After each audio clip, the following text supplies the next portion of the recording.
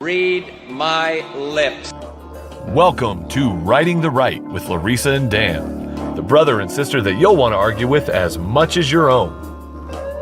You could put half of Trump's supporters into what I call the basket of deplorables. But it's political bullshit. So what do you think of Dan? He's a jackass. Because our country is going to hell. So what do you think about Larissa? She has been a real disaster for a lot of people, including the Democrats, who frankly can't stand her. They're losers, they're babies. There's an old saying in Tennessee, I know it's in Texas, probably in Tennessee, that says, fool me once, shame on you. If fool me, we can't get fooled again. And now, here's Brother Dan and Sister Larissa. Hello, welcome to Writing the Right with Brother Dan and Sister Larissa. I hijacked your name. And you also said it first because, as we're going to talk about in this conversation, you know your role. Hashtag me too. Yes, the man's name should come first, out of respect. Or it's out of respect because I said it, I say your name first. It's subject to the patriarchy and say my name Okay, first. time's up. Me too. So, as you can tell, we're going to make light of a very serious conversation here. Because one thing I say more than I probably should say, which is a weird thing. One thing I say, because this is a common phrase in my house. False rape allegations lead to more rape. I've never even heard you say that for someone who says it all the time. Something I say. He apparently only says it at home. I just say it all the time. All the time, randomly. Just walk to random around. People. Yeah, just walk up to people on the street and hey, just so you know, false rape allegations lead to more rape. Yeah. Hashtag me too. I don't know if it leads to more rape, but it definitely doesn't prevent it. And I'm not trying to belittle the Me Too movement to say that they're false, because they're not. I should, like we talked about on the last podcast, blurring the lines is never a good idea. Comparing Louis C.K. to Harvey Weinstein. Yes, is the problem. Yeah. Comparing Dave Chappelle cracking some jokes on stage about Louis C.K. and Harvey Weinstein to Harvey Weinstein and Louis C.K. seems pretty odd. Yeah. And I think that's where my issue comes in too. I mean, as mentioned in our podcast on the privilege test, I have been a victim of sexual assault, and it's something that obviously we do take seriously. The problem is where this has gone, and the reason why we're recording this today, and unfortunately you're going to hear it later, is today was the day that Ivanka Trump decided to show her support for the movement. When you say today was the day, you say it as if it was like a monumental moment, because Reese Witherspoon tweeted out last night that from now on, she's going to refer to time from before Oprah's speech at the Golden Globes. That was funny. But that was funny. I don't think she was joking. No, I really don't. I do. I really don't. Have you ever heard Reese Witherspoon talk? I do, but I also follow her on Twitter, and she says funny things like that often. I think you think she's trying to be funny on Twitter often. I think she's just an insane social justice warrior that believes the insanity. Reese Witherspoon? I don't think so. Anyway. Yeah, so today was the day that Ivanka Trump tweeted out. That wasn't what I was meaning. I was just saying the date, the reason why Turns we brought out her it. dad really does have a thing for her. No, the reason why I wanted to talk about it is because the internet went crazy that she showed support for Oprah's speech, and people did not like it. And I have found my issue with all of this is that rape only exists for people who believe on the left, and if you are on the right, you have no right to speak up about it. And I'm over this feminist movement that feminists can only be liberal, and that you have to have the views that they have in order to be a feminist. I consider myself a feminist. I hate the word because of what liberals have done to it, but I consider myself a feminist in the fact that I believe should have the same rights as men. And the problem is leftists don't want me to have the same rights as men. They want me to do and say what they want me to do and say, which is the opposite of what feminism is. Third wave feminism. Second wave feminism was when feminism died. Yeah. Because then the third wave feminists took over. It's when feminism became intersectionality. It's when that took over. Christina Hoff Sommers talks about that. She was at a feminist conference, I believe it was in 1992. And she said that they took everybody and then divided them up into subgroups at the feminist conference. There was a black feminist group, there was a disabled feminist group, there was a Muslim feminist group, and she talked about how the atheist feminist group, the Christian feminist group, they broke them all up into categories and basically assigned them an order of oppression. And this is not a joke. I mean, she's told the story. And she said that was when she didn't jump off at that moment, but that was her. That's when feminism jumped the shark. Yes. That was her waking up moment of, oh my God. And then she said, then groups were allowed to go up there and proclaim and basically make the argument why their group was more oppressed. And that was the end. I mean, that was literally the end of second wave feminism, was probably that major feminist movement ended. And she said that's when she no longer aligned herself as a feminist, because now she sees third wave feminism. Well, Eric often tells me I need to come up with a new word for feminism that actually means feminism, that what the definition of feminism is supposed to be, because as someone, I do pageants, I compete in pageants, and I get often ridiculed, other than from my brother, who ridicules me for everything, but everything you deserve ridicule for, like doing pageants.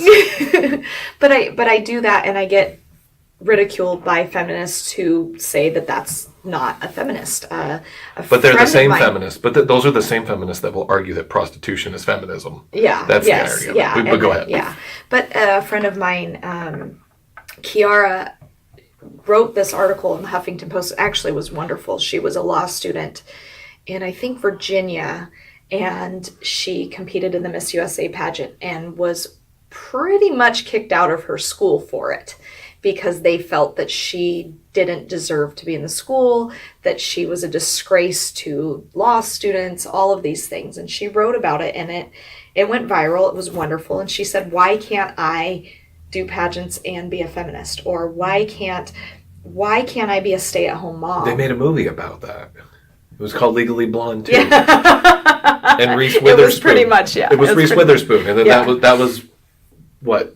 I think that would be like 13 years before Oprah. Yeah. Okay. There you go. So she was the pioneer. 13 BO. Yeah, 13 BO. BO. I like that. I'm actually going to start doing BO. When was Trump elected? At 1 BO. 1 BO. Barack Obama was 9 BO. Barack Obama's BO too. So now that's BO. BO. 2008 was BO. 2008 BO. There you go. A lot of BO. Yes. So. But anyway, the point is, you know, why can't I stay home with my kids and be a feminist? Why does me wanting to be a mom make me less of a woman? And that's what's ridiculous, is I should be able to be whatever I want.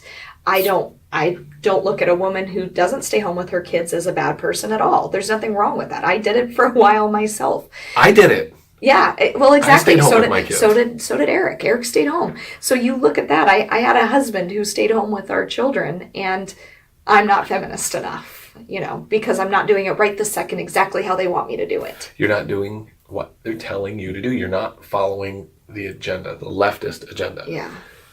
But then I look at, and then there's the opposite, right? Then you go to the right that ridicules me for wanting to work and be home with my kids. And there's the extreme on that side, you know. This is one of those where I'm going to defend the right. The extreme on that side is not as loud and vocal and because influential. Yes, you're correct. They don't have the media helping them.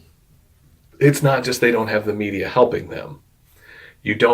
It's not, I mean, we can use our family member who we view as a traditionalist in the way that she is.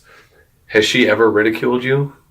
Has she ever said anything to you on social media? Has she ever held back her opinions on social media? No. On anything? No. And she is probably one of the more extreme people we would consider on the right. Yes. So that's my point. How many people have openly confronted you from the left? For being a working mom? Yes. Or for being a stay-at-home mom. For being a stay-at-home mom. I've never been ridiculed for that specifically because people don't look at me as a stay-at-home mom because I always have some project going on. How many times have they questioned your support for women? Oh, almost daily. Okay. Yeah. And any time you've gone the other way, how many times has that family member ever criticized your support for women? Never. That's my point. You don't hear the same sort of woman bashing from conservative women. Yeah. They might internally feel that way. And I'm not saying they don't. I'm saying you won't see the public denunciation, denouncing, whatever the word. Yeah. Denunciation, is that a word? No. That's not. I don't know what denunciation. Denunciation, that's a new denouncing. word. Yeah. You won't see that happen. Yeah. And that's all I'm getting at is I do think there is an issue, and part of the reason is because there's not a feminist movement on the right. There are definitely men on the right who feel that women are not equal, and that absolutely is true, and that has happened to me before. Men that will tell you to know your role and pronounce my name first at the beginning of the podcast. I mean, for one, first we need to define equal. We need to define the targets. I commented on this the other day to something someone had posted, and we kind of went back and forth for a minute, and I said, I'm really skeptical anytime I see someone use the word equity as opposed to equality. Because now the new term du jour is feminist equity, female equity, equity. They don't want equality. No. They don't want equal opportunity. They want equal outcome. Yeah. And we all know the only way to get equal outcome is through government force and violence, and that leads to genocide. I joke about that all the time. Equity leads to genocide. Equality leads to freedom. Yeah. No, I completely agree with that. I mean, there was, the discussion that, gosh, how long ago was that, where the whole long tirade where I was being told that I was not a woman, and I had my friends. Hillary? Yeah. Well, no, the ones and then my friends came on and started talking. Then it became locker room talk. Oh, yes. Was this before you transitioned? Shut up. It was the Huffington Post posted this video of men saying sexist things. Now, half of the video was extremely sexist comments, but the other half were so ridiculous. I wouldn't even say half. I would say about a quarter of them were but I don't even know if they were sexist. No, some of them were pretty sexist. Yes. There was some where the guy said... Well, the guy was like, I just get in there and make me a sandwich or something. Yeah, and then he's like, they should be, barefoot and, there was those. But there was 16 clips, and 3 of them were like that. Yes, and then the rest... they were 17 years old. Yeah, and then the rest were literally clips of them either bad-mouthing Hillary, which was specific to Hillary, not women, but specific to Hillary, or bad-mouthing... or just not liking the person that their interviewee, right? So they didn't like that person, so they were irritated with them, and they were taking it out on them, and they just happened to be a man and a woman. So it just, and they made those sexist, and they weren't. So I said, yeah, some of these are sexist, but most of these aren't. And if we start calling things sexist when they're not, we're actually taking away from the problem where sexism is a problem, and it is. It is something I have to deal with. I can't walk down Pine Street in Seattle without having my ass grabbed or being told, hey, baby, come here. That's a real thing. It actually happens. Stop going to Seattle with your husband when he's drinking. He doesn't even have to drink. That's him sober. That's the problem. If he would just slow down a little bit, then you could walk down Pine Street and not have to worry about that. Oh, Pine and Third is so bad. But that's the thing is when I went to New York, you know what I learned when I went to New York? Don't wear leggings. Don't wear leggings. Why? Because your ass is going to get grabbed every 5 seconds. And that's a real thing. From crazy homeless men. No, it wasn't crazy homeless men. In New York, it was something different. Pine and Third, crazy homeless men. Okay. New York was different. It was... Where the hell were you in New York? I've been to New York so many times. Yeah, but you're a man. I've been with my wife. Was she walking by herself? No. Wearing leggings? That's what I'm saying. I was wearing leggings, walking by myself. I went to New York by myself. I walked down the street. It became a problem. If I was with you, it wouldn't have been a problem. So here's a question I have. This happened in New York. This happens in Seattle. This happens again if we go back to the last podcast. Yeah. Will it happen in North Bend? Never. Would this happen in... Do you think this would even happen in Dallas? I don't know. I've never been to Dallas. Okay. Do I think it would happen in Houston? Parts of it, maybe. yeah. Yeah, maybe Houston. That's why I said Dallas. Yeah. Houston is a different part of Texas. Yeah. Would it happen in Wenatchee? Oh, no. Exactly. That's my point, is this happens in areas where we claim to want one thing and act out other things. Yeah. It's not coincidental that there's no accountability as long as you're voting the right way. Yeah. And that's kind of your point. That's all I was getting at. And that is my As long as the point. people are voting the right way, no one will confront them. You can say and do whatever you want as long as you're voting that way. It's a tactic to control and manipulate. But now they're starting to turn on each other, which is hilarious. Not the people in charge.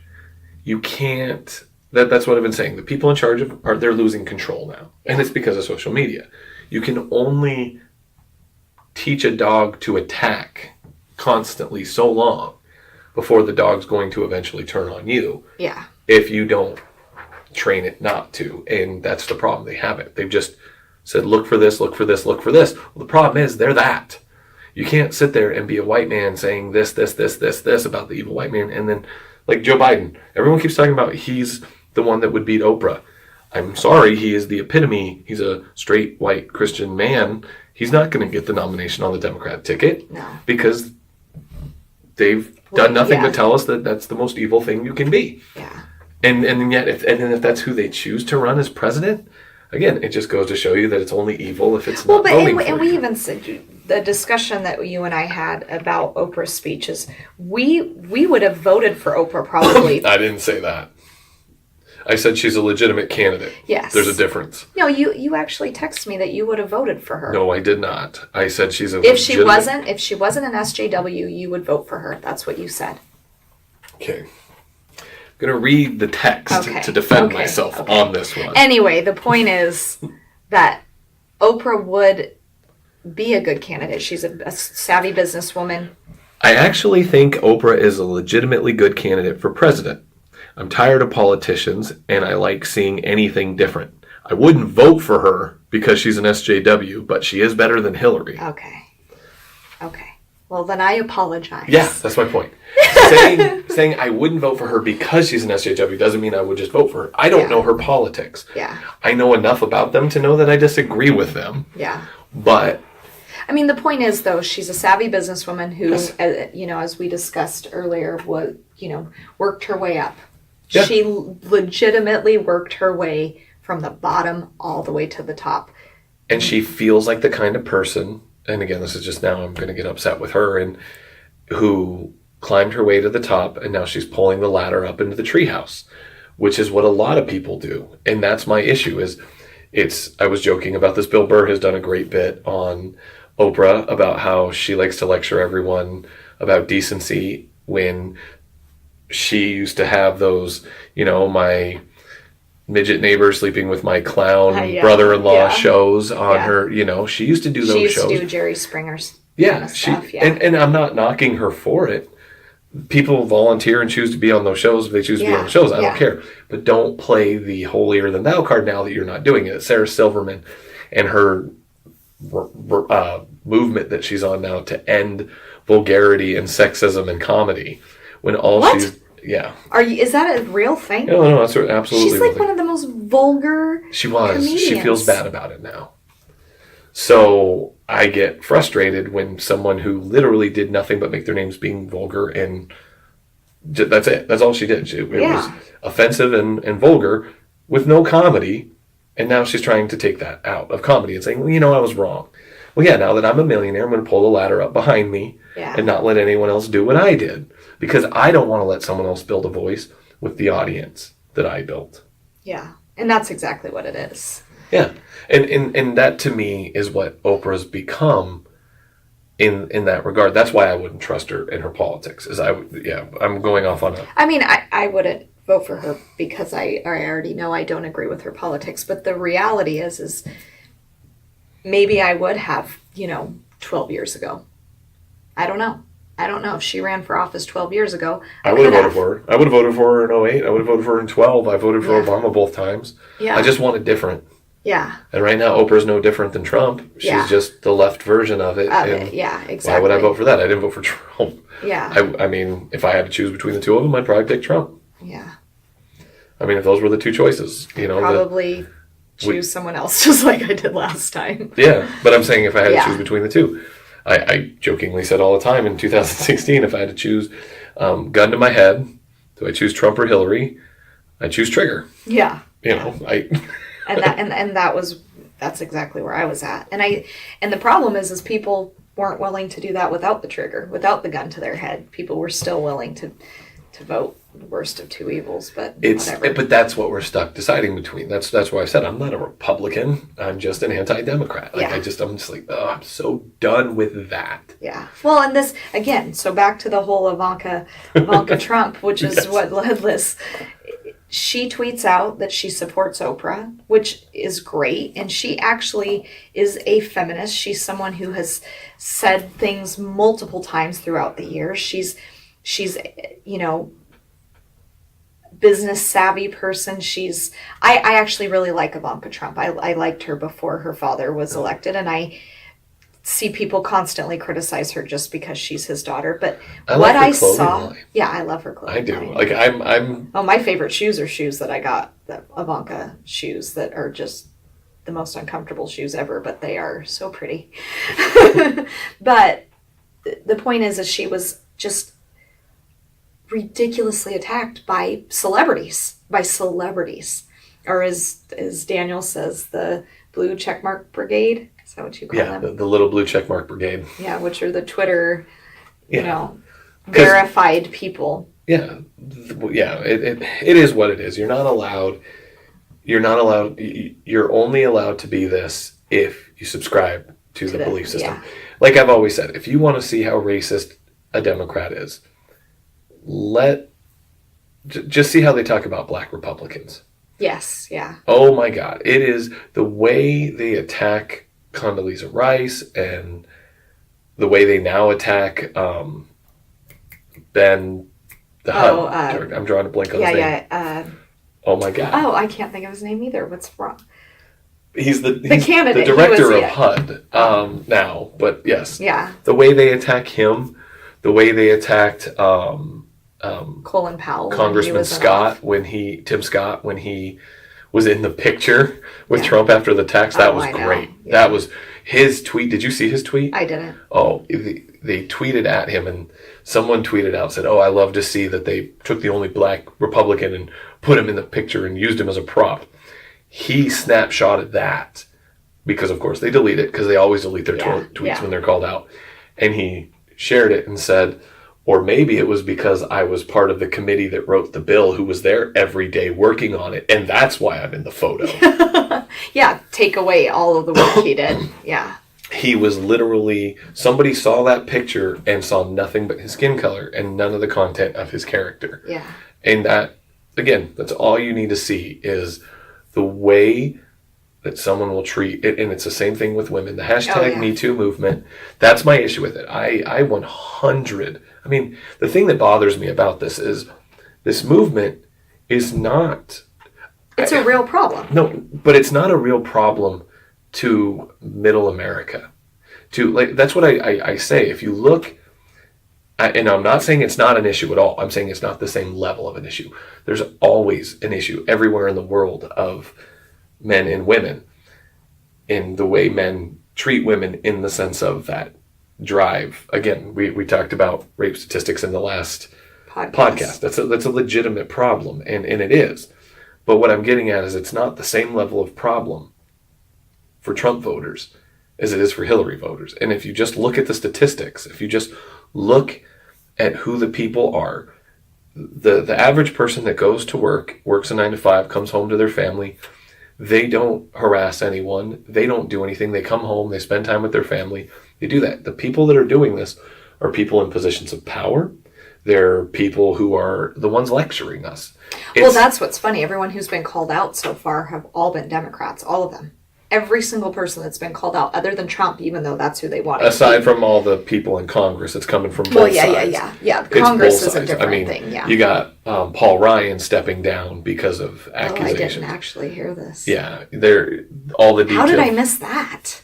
Well, there's still just accusations flying everywhere. Well, but that's what. There's nothing but accusations right now. So far, no one's been he's already announced he's stepping down from Congress at the end of his term.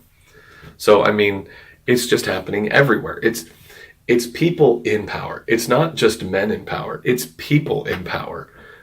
Men are just majority of positions of power in this country, and that's why we see it. We can argue about biological differences all day, but the bottom line is the feminist movement, this third wave feminist movement, is like I was talking about with other movements. It's not for equality. It's to just flip the script. It's for the women to dominate the men. They want, like I said, what scares me is when someone says they want equality, like I was talking about with Evergreen College on the previous podcast, where you don't want equality, you want to subjugate. The feminists want to control the way that they have visualized men have controlled them. If they could, they would. But that would never. Can't. They can't. Men are physically stronger. That's the only reason why they can't. So they're trying to do it in a different way. It's why I'm skeptical of the movement. It's a political movement. That's all it is. It's been hijacked. It's like Occupy Wall Street got hijacked by the Democrats. I loved that movement. I supported that movement, and then it just got hijacked. The Tea Party movement got hijacked by the Republicans. These movements that are real, natural movements, like this Me Too thing gets hijacked by a political party. Which has now changed hashtag to Time's Up. Time's Up, because someone probably got the trademark for it to get the t-shirts, because poverty is sexist. Oh, yes. So, we need to talk about that. But it's been hijacked now. It's no longer representative of an actual movement to protect women. It's now a targeted approach. Well, obviously, that's what happened with Ivanka, right? It's very targeted. She can't be a feminist. She's not allowed to be a feminist. Yeah. I mean, how do you think they would... and again, to rail on her and say she can't be a feminist just because her dad's the president, but then to say, I'm with her when Hillary didn't just stand by her husband, attacked his victims. Yes. And again, I understand why she did. I've never been mad about that. No, I've never been mad about that either. I've got the hypocrisy. Part, yes. That's been my issue too. And that's what I've been saying to these people is, did you say the same thing when Hillary did it? Because if you did, I'll be quiet. I'll sit back and I'm good. I said that to a woman the other day, and she turned around and she said, you have no right to tell me who I can and can't vote for. Just you think because you're a man. And she literally started all I attacking get is me. deflect. That's all you guys do is deflect back to Hillary. I'm like, what? I'm just asking, and again, I say this, I'm kind of not kind of, completely off subject. I'm pissed off at Jeff Sessions and the Republicans right now for this war on marijuana that they want to rage. Oh, I know. And now all of a sudden you have Democrats yelling for states' rights. And I'm like, okay, why are the Republicans supporting this? And why are Democrats now yelling for states' rights? It just proves that both sides are hypocrites, and it's all about winning, and it's all about politics. It has nothing to do with the best interest of the American people. It has nothing to do with what's right and wrong. It's about winning and losing, and they're using something. And you know what? And then Hollywood, it's a losing battle. They're going to lose. You're not going to win the American the battle for Americans over the war on marijuana. No. Well, and then, you look at now I forgot where I was going to go with that, but yeah, it is. Look at the Golden Globes. Everyone standing ovation, blah, blah, blah. This is the same group that a few years ago gave Roman Polanski a standing ovation. I know. They gave Woody Allen a Lifetime Achievement Award 6 years ago that's done all these horrible, horrific things. But they knew they did. Oh, did you see the graffiti artist that went around all the Golden Globes posters and held, not all of them, but he had a bunch of them, and he just made it look like it was part of the poster. He did such a good job, and it said #We all knew. And it's true. They all did. I mean, look at the Seth MacFarlane joke. Cool, look at the South Park episode with the Earth episode, the reality show that everyone has pointed out. Like, clearly those aliens who were doing what they were doing with the kids were representative of Harvey Weinstein. Yeah. I mean, I think that's pretty obvious. Yeah. And Seth MacFarlane cracking the joke when he announced the female nominees for the Academy Awards, and he said the 5 nominees for the Academy for Best Actress, or as we call them in the industry, the women who no longer have to pretend they're attracted to Harvey Weinstein. They all knew. I mean, they cracked this Kevin Spacey joke with Stewie. They all know what's going on. Again, like I talked about earlier, throughout the entire broadcast, throughout all the interviews, all the speeches, all the virtue signaling, everyone was willing to say, it happens, it happens, it happens. But no one mentioned any names.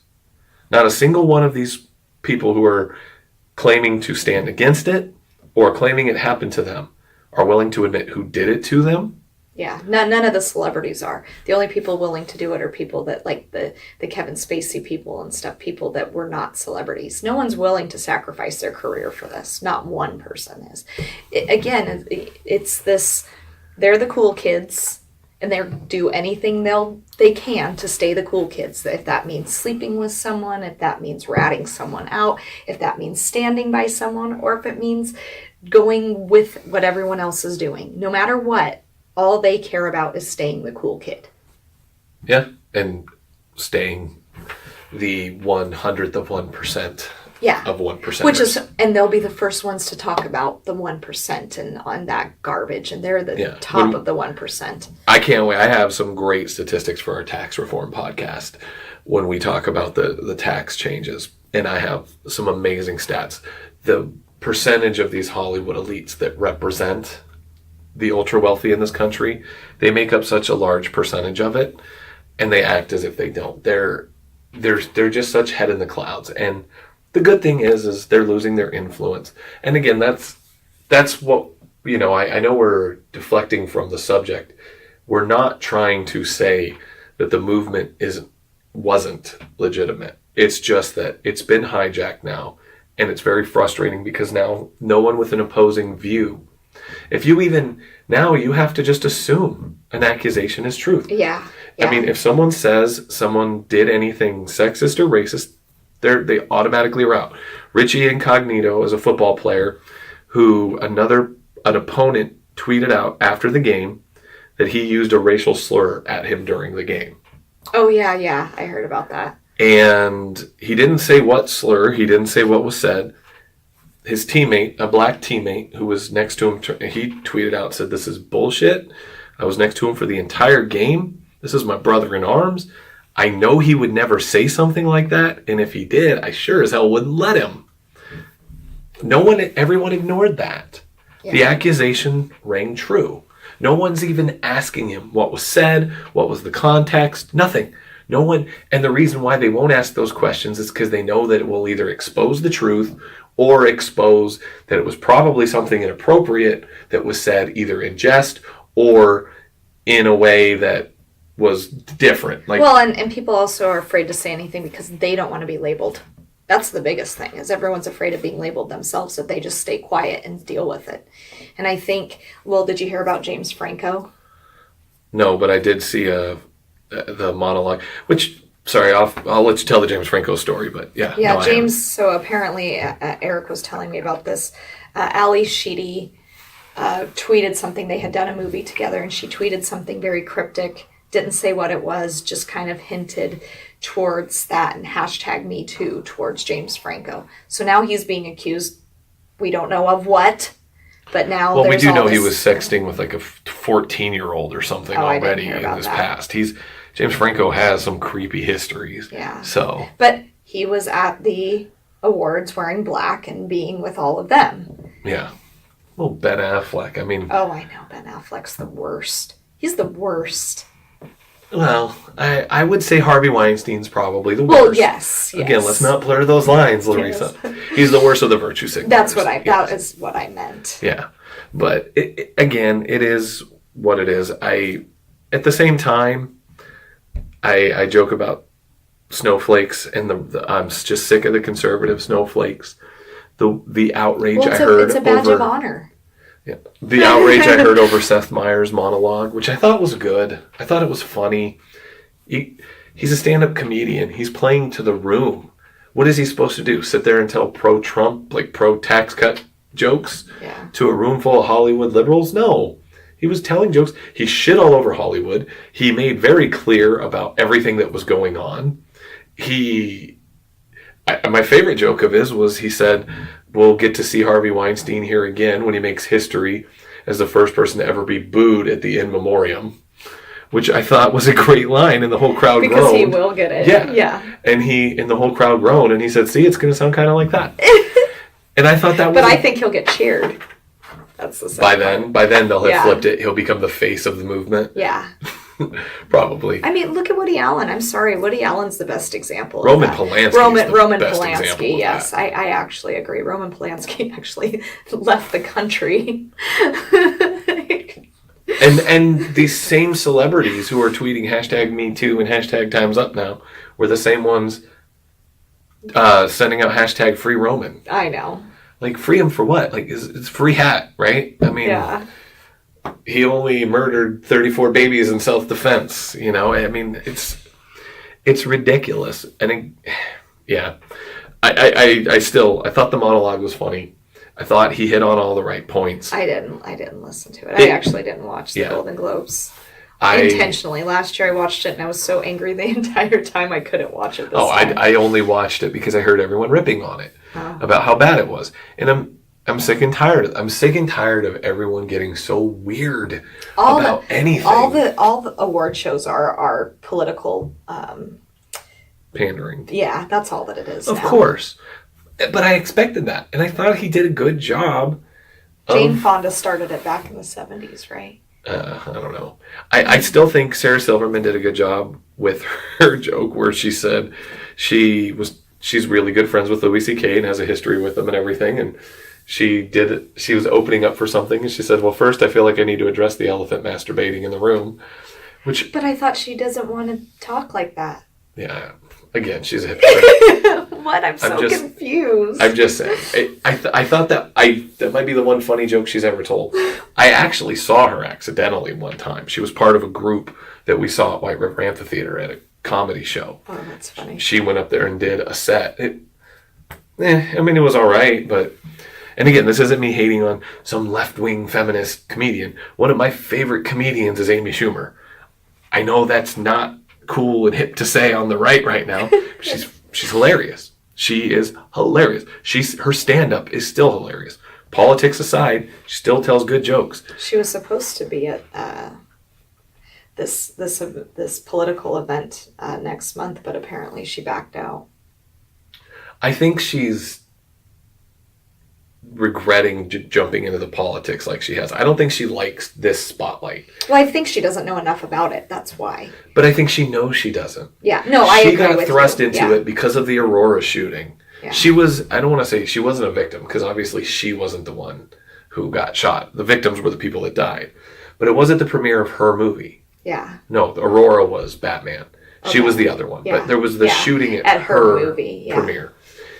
And I think that just got into her head, and she became a pawn. Well, she felt guilty. That wasn't, even though it wasn't her fault. At all. It was guilt, yeah. And I think that she unfortunately has been used since then. And I don't want to say she's a victim. I mean, I'm not going to sit here and say she's not making her own choices, but I do think trauma can lead to mistakes. And I again, I'm not going to say I'm going to give her a pass. I mean, everyone's culpable for their actions, and she's not a victim. And I'm not saying she's weak or anything like that. I'm just saying that I understand where she got here.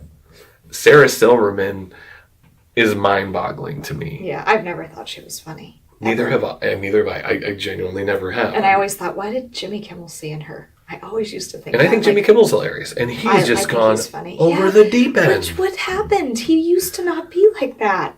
That's crazy to me. That was the hardest one for me. I think one of two things. Cool kids. He's a very high, powerful person, being told what he needs to say to stay in his position of power.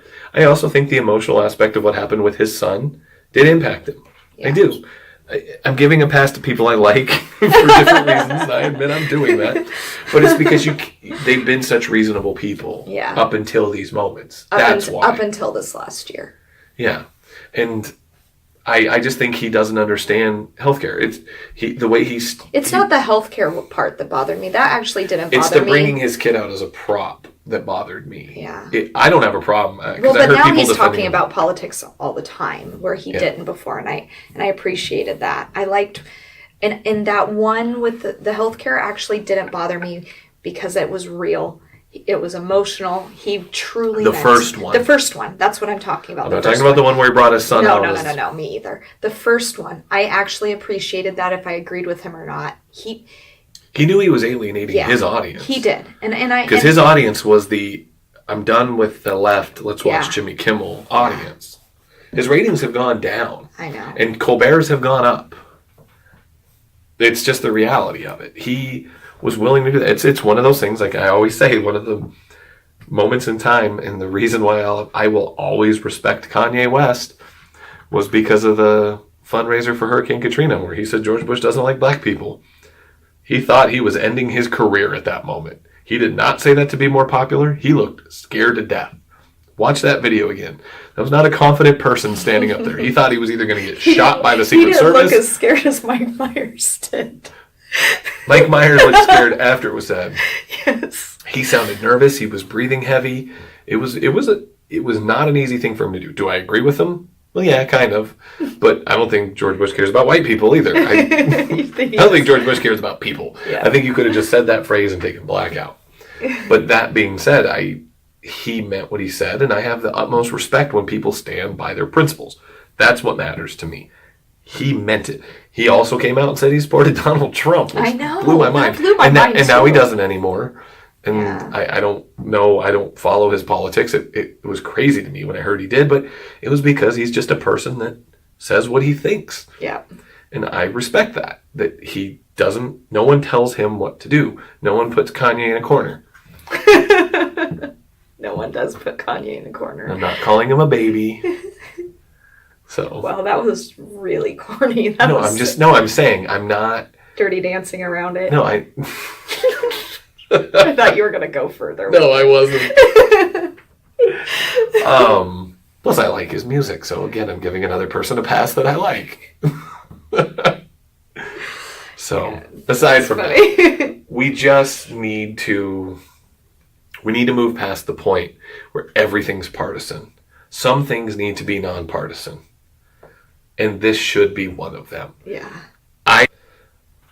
Regardless of their politics, we should support anyone who's willing to speak up and stand up for justice. Yeah, I agree. Anybody.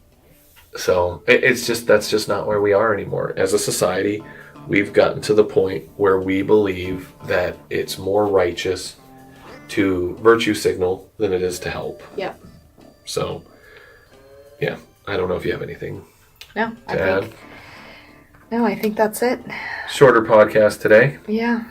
So thanks for tuning in. I guess it wasn't that short, but thanks for tuning in. And again, please subscribe, and we will see you next Friday. See you next Friday.